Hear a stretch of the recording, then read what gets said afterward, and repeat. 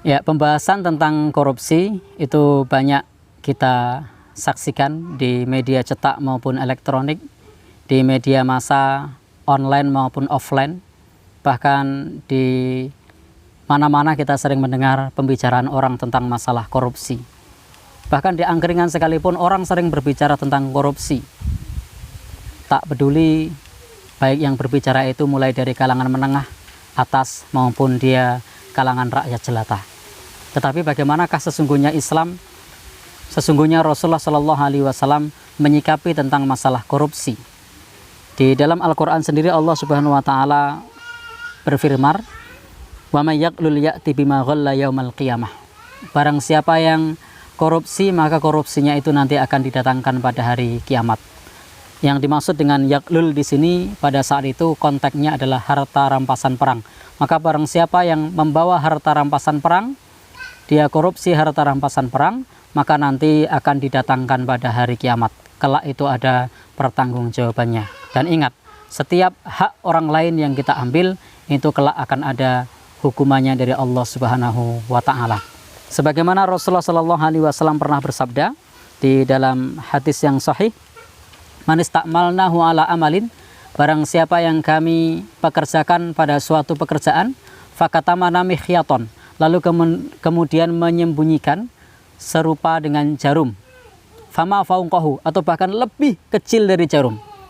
Jadi Rasul memberikan ilustrasi, ada orang yang dipekerjakan lalu dia korupsi jarum atau bahkan lebih kecil dari jarum. Maka beliau Shallallahu Alaihi Wasallam mengatakan bahwasanya itu semua kelak akan didatangkan oleh Allah Subhanahu Wa Taala pada hari kiamat. Ya'ti ghululan yaumal qiyamah, akan didatangkan kelak pada hari kiamat. Maka tidak boleh bagi kita untuk melakukan kezaliman kepada orang lain, menyangkut hartanya, menyangkut jiwanya, menyangkut kehormatannya. Sebagaimana Rasulullah Shallallahu Alaihi Wasallam pernah bersabda, "Inna tima'akum wa amwalakum wa a'radakum haramun alaikum."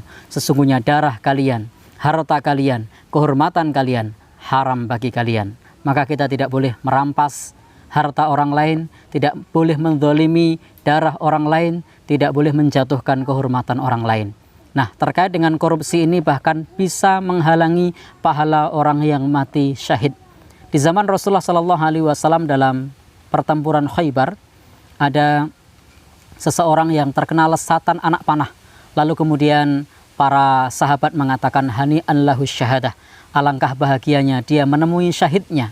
Tetapi kemudian Rasulullah Shallallahu Alaihi Wasallam bersabda, "Kalla walladzi nafsu Muhammadin biyadi."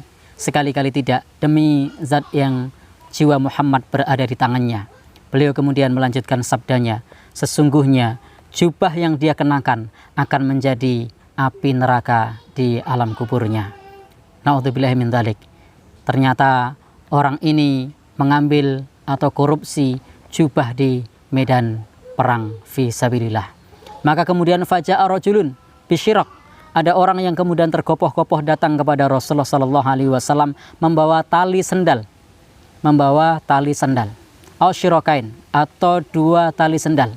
Maka dihadapkan kepada Rasulullah Sallallahu Alaihi Wasallam dan Rasul bersabda, "Syirak au syirakani minar." Maka itu adalah satu tali sendal atau dua tali sendal dari api neraka.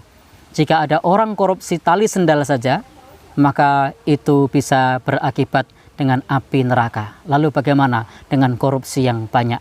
Itulah yang disampaikan oleh Rasulullah Sallallahu Alaihi Wasallam kepada seseorang yang mengembalikan satu atau dua tali sendalnya. Hadis ini merupakan hadis muttafaq alaih yang diriwayatkan oleh Imam Bukhari dan Imam Muslim. Di dalam riwayat yang lain ada seseorang yang pada saat itu melakukan korupsi. Kemudian Rasulullah Shallallahu Alaihi Wasallam mencegah para sahabat untuk menyolatkannya. Di sini disebutkan, waqala Zaid ibn Khalid al-Juhani.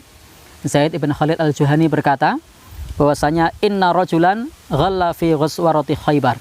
Ada seorang laki-laki yang korupsi pada saat perang Khaybar. Famtana'an Nabi sallallahu alaihi wasallam, maka Nabi sallallahu alaihi wasallam melarang minas sholati alaih, melarang menyolatkan jenazahnya. Maka hal ini membuat para sahabat Rasulullah sallallahu alaihi wasallam kemudian bertanya kepada Rasulullah, karena orang ini matinya di medan jihad, Tetapi kenapa Rasul Shallallahu Alaihi Wasallam enggan untuk menyolatkan? Kenapa Rasulullah Shallallahu Alaihi Wasallam tidak mau menyolatkannya? Maka kemudian Rasul bersabda, Inna sahibakum ghalla fi sabilillah. Sesungguhnya sahabatmu ini telah korupsi di medan perang. Jadi meskipun dia telah menemui ajalnya, telah mengorbankan jiwanya, mengorbankan raganya, bahkan sampai menemui Allah Subhanahu wa Ta'ala, sampai dia meninggal dunia, ternyata korupsinya ini dapat menggagalkan mati syahidnya. Bahkan Rasulullah Shallallahu Alaihi Wasallam enggan untuk menyolatinya. Fawatasna mata'ahu. Maka para sahabat pun kemudian memeriksanya, memeriksa apa yang dikorupsi, sampai Rasulullah Shallallahu Alaihi Wasallam enggan untuk menyolatkannya. Maka fawajadna fihi khorozan mayusawi dirhamain. Maka ternyata di sana ada manik-manik yang nilainya tidak sampai dengan 2 dirham. Sebagai gambaran, 1 dirham untuk saat ini nilainya kurang lebih sekitar Rp70.000. Jadi kalau 2 dirham kurang lebih Rp140.000 atau kita bulatkan Rp150.000. Jika ada orang yang korupsi Rp150.000, maka Rasulullah Shallallahu Alaihi Wasallam enggan untuk menyolatkan jenazahnya, dan nanti sebagaimana disebutkan oleh hadis di awal, hartanya tersebut akan dinyalakan di kuburnya. Na'udzubillahi min dzalik. Dan di sini qala Imam Ahmad pernah berkata terkait hal ini, ma na'lamu anna Nabiy sallallahu alaihi wasallam tarokas sholata ala ahad. Tidaklah kami mengetahui bahwasanya Nabi Shallallahu Alaihi Wasallam meninggalkan salat jenazah kepada seorang pun illa alal ghal, kecuali kepada orang yang melakukan korupsi. Kemudian yang kedua, waqatil, kepada orang yang membunuh dirinya, Inilah yang disebut oleh Rasulullah Shallallahu Alaihi Wasallam terkait bahaya korupsi.